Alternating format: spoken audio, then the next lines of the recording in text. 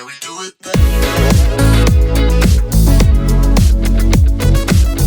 Flying a drone is only one part of professional drone operations.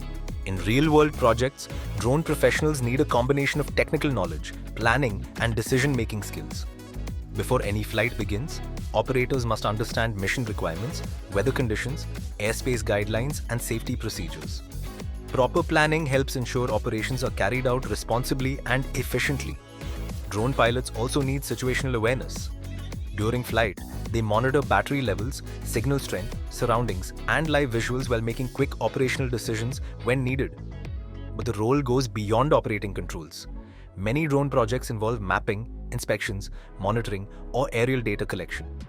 This means operators often work with reporting tools, image analysis, and structured workflows after the flight is completed.